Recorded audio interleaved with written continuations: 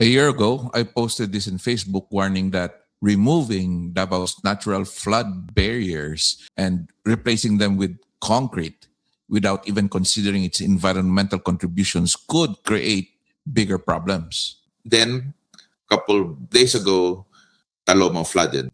Families climbed onto rooftops as muddy water swallowed their homes. The heavy rain fell in the uplands, then rushed downstream through the Talomo River. For 4 decades, our family has cared for a property din sa Talomo. It's along the Talomo River estuary. Daan na siya nga giilang lagpan. And then, nagdakong bagyo, nawala. There was sandbar, katong panahon na, no? In front is the Talomo Beach. Behind it is the Talomo River. Through decades of planting, sa una sa sandbar, kuwan pa lang na sa lambayong. Now, we planted malibago trees. And it helped protect the beachfront. Sagol na siya sa Bakhaw. And I remember way back then, gitam na nato nag-akasya, naglinya pa na, naapay nara, naimangga. People were laughing na, unsa man dili man na mabuhi. But eventually, if you try to look at the place, puro na siya kakahuyan. Ang likod ana, gitam na namo og nipa and mangrove. It really stabilized the riverbank. The nipa grove act like a natural net. It slowed and dispersed overflowing water, held the soil together, and trapped kung unsa-unsa mga debris, mga kahoy, garbage even, and sediment before they could reach the property. Then, DPWH constructed a concrete river revetment. I think mo na sa ilang flood control, no? During the project, and approximately sa lugar pa lang namo, more than 500 nipa trees were uprooted, gikambyuhan og embankment.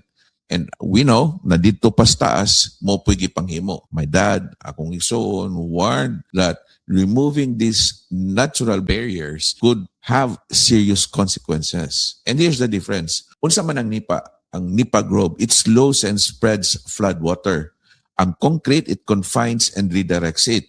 A revetment can protect the riverbank during ordinary floods, but during an extreme surge, the smoother channel may move water faster and push greater force downstream.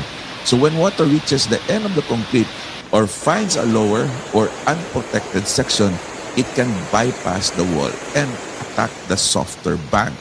So katong akong ingon, July 24, muddy water entered our property for the first time in almost 40 years. Kung nisulod na sa among property, bisag gamay lang, how much more sa mga silingan namo, because we already know na katong 2019 na dakong baha, among lugar dili na siya mabdag ingarang tubig. And most of the time, katong mga nabahaan tong 2019, nangadto pud gani dito sa Moa to seek refuge. We were really fortunate. But ang gihuna-huna namo, ang silingan, nearby families in Bangkal and Talomo Cemento suffered far worse, with flood water rising dangerously close to their rooftops. Would the old Nipa Grove have completely stopped this flood? I don't think so. But could it have slowed the current, trapped more debris, reduced erosion, and lessened the impact on nearby homes? We believe it could have made a meaningful difference. Just a trivia. April 22, 2002, kining lugar nato was given a Best Community Practice Award for its years of outstanding work on the Talomo Lipadas Estuary that has become a model in estuary environment management. Kinsa nagatag ato, it was given by Attorney Vic Advincula Jr. and Commodore Margarita Moran Florendo, PCGA. Shimrick Beach is the official home of Kinasangaan Foundation.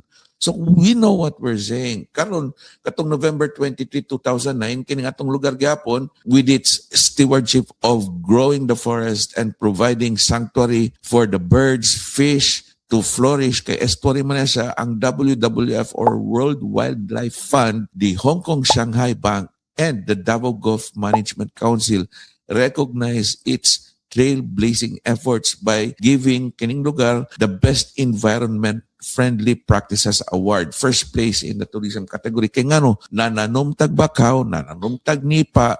So we tried to preserve the environment. Waag yun na nabahaan since then.